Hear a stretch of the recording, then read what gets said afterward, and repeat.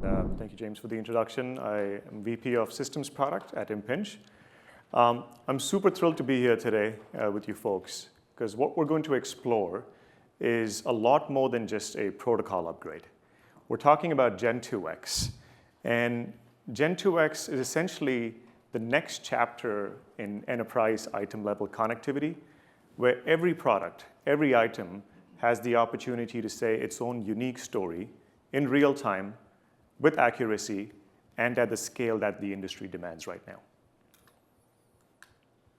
So let's ask the question why, right? I think it's pretty obvious that enterprises are seeing great adoption of RFID, and there's real reasons for it. It's no longer just an IT-level initiative.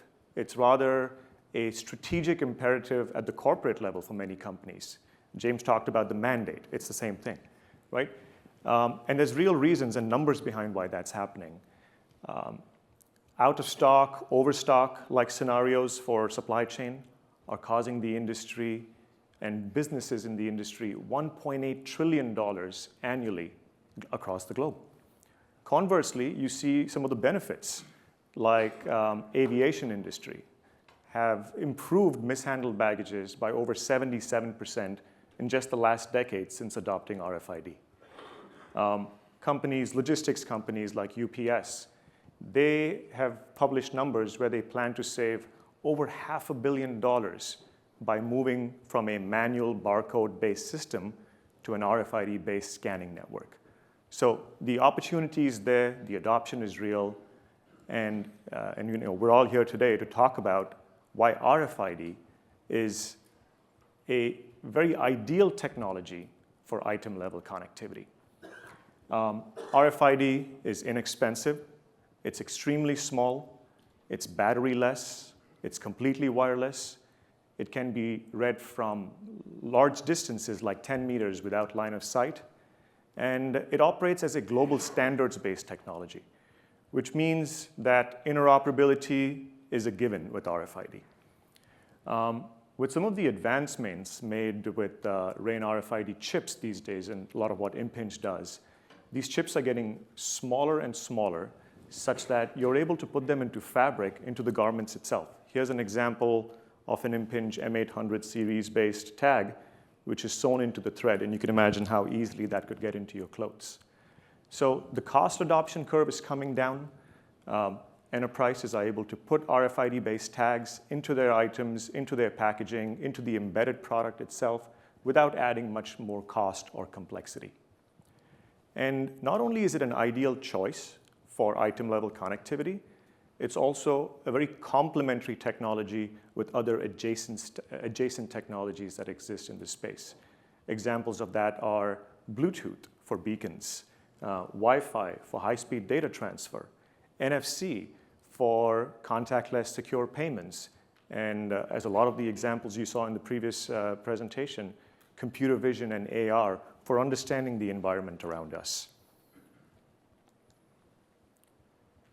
RFID is a proven technology.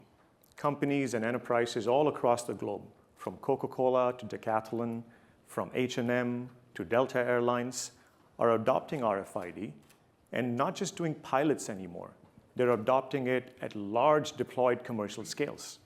They're doing this to improve operational efficiencies as a given, but also to empower frontline workers, to accelerate inventory turns, to reduce item shrinkage, and also, increasingly, to create seamless consumer experiences.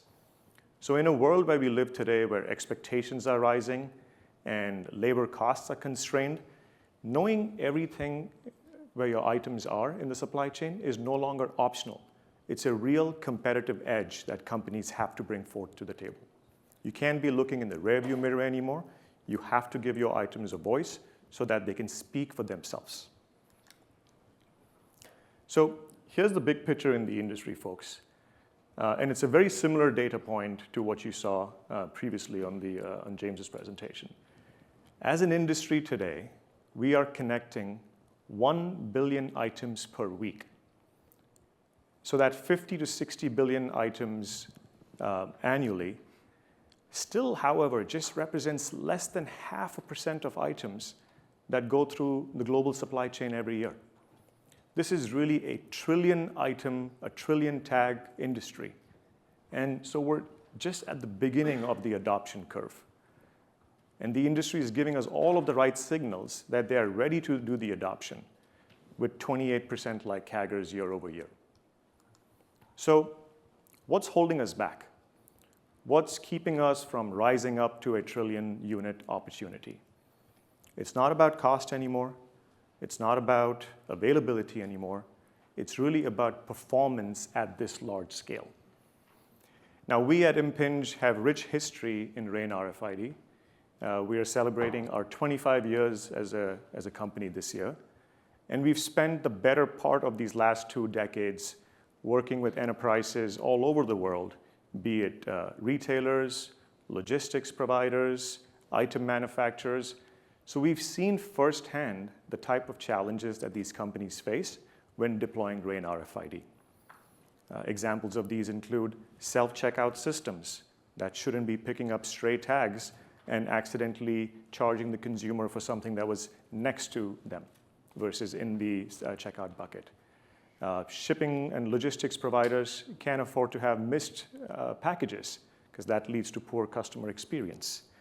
And increasingly, with the densification of RFID that's happening in the enterprises, you have a lot of crosstalk. So noise is becoming a real problem as you start to scale up from the billions into the tens of billions and eventually into the trillions. So we've seen enterprises struggle when these systems aren't tuned perfectly, and that's exactly what Gen2X was aimed to fix. Here's the thing.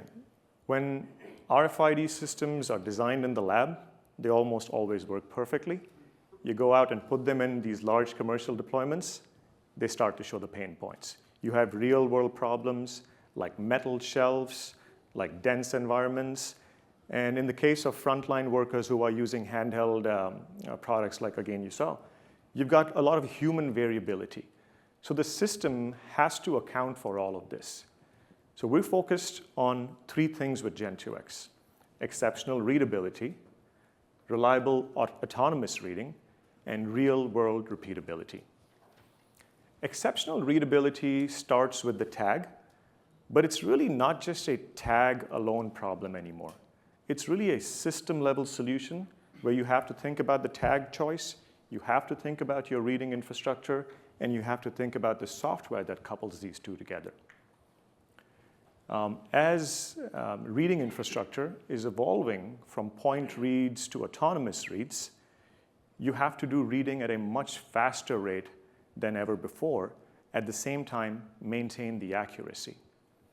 And then, of course, you have to translate the results from the lab into the real world, otherwise deployments cannot scale.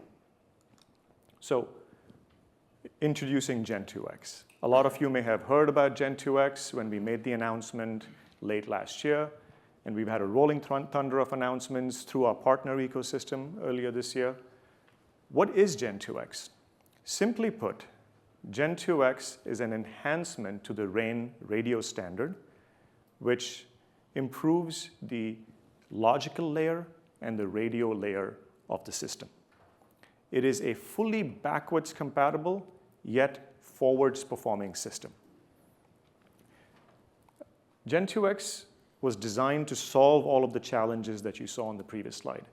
And we focused on 3 things with Gen2X: exceptional readability, faster inventory for those autonomous systems, and decluttering in complex tag environments as you scale up the deployments. Exceptional readability is a 2-part challenge right now.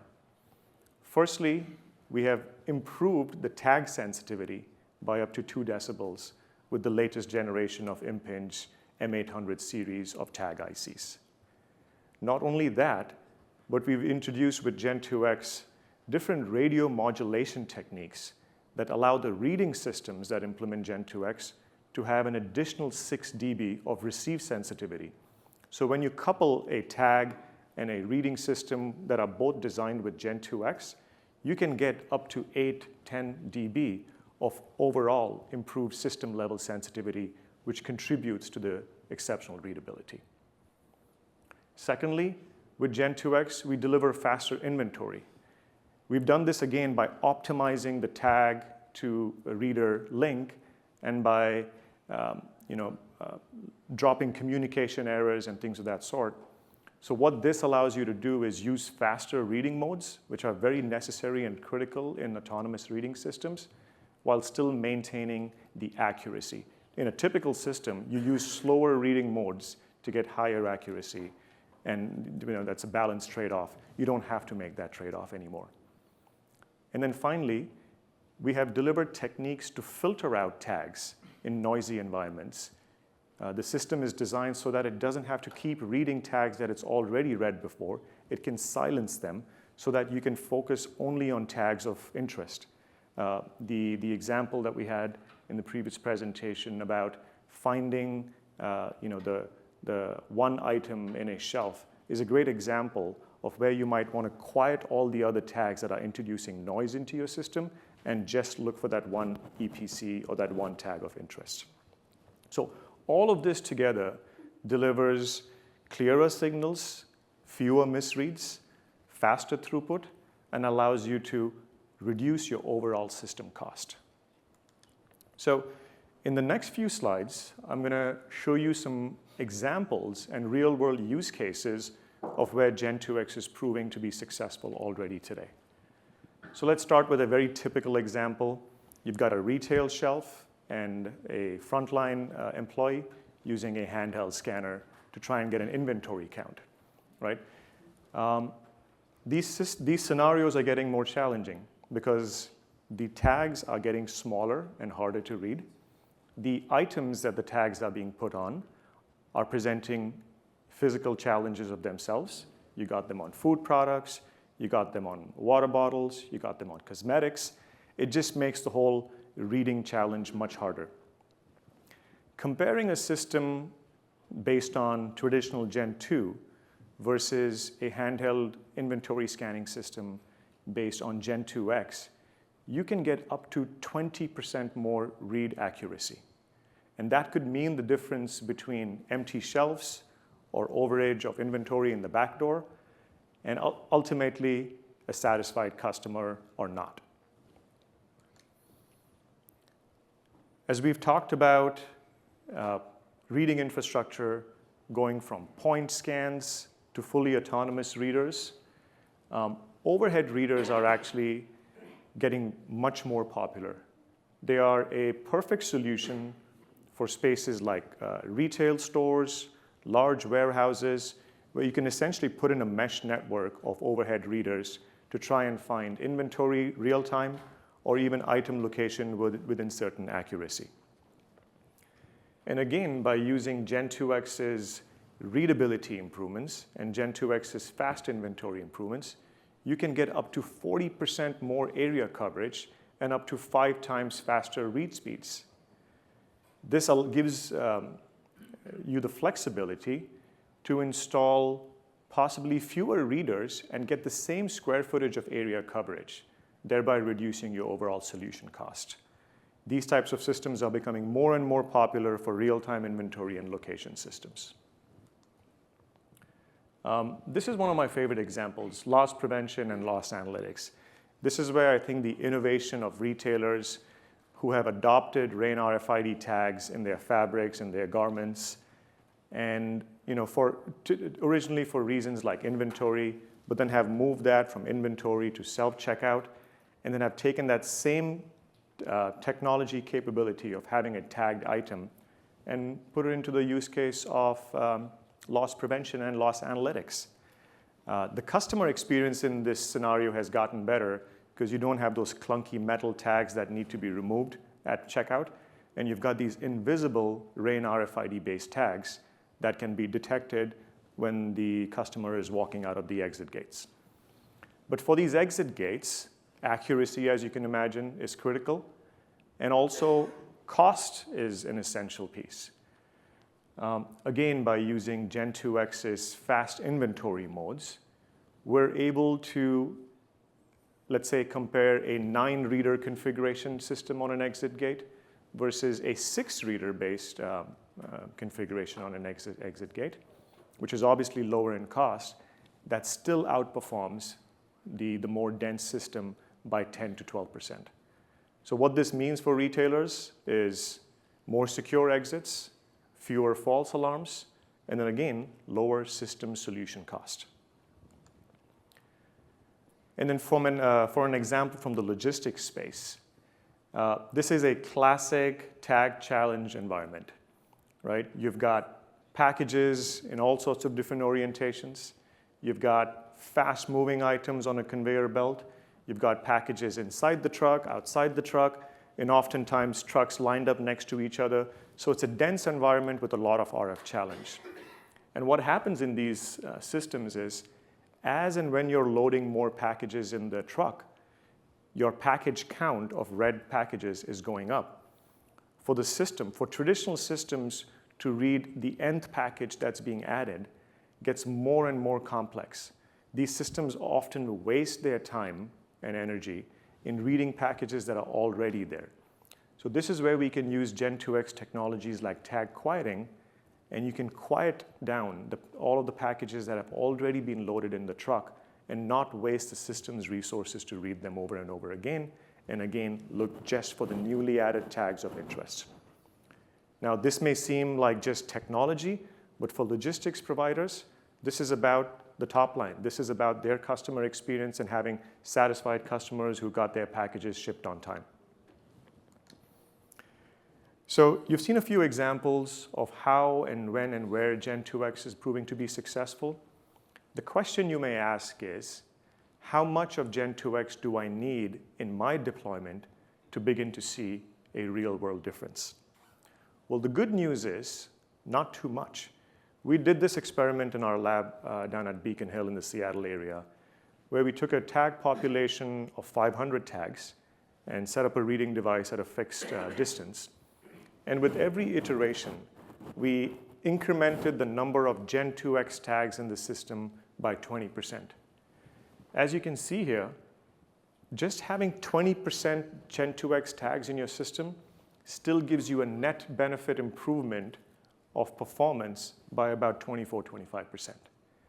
And then this performance improvement linearly increases to the point where once you have a full 100% Gen2X population, the system as such is performing twice as better than one without.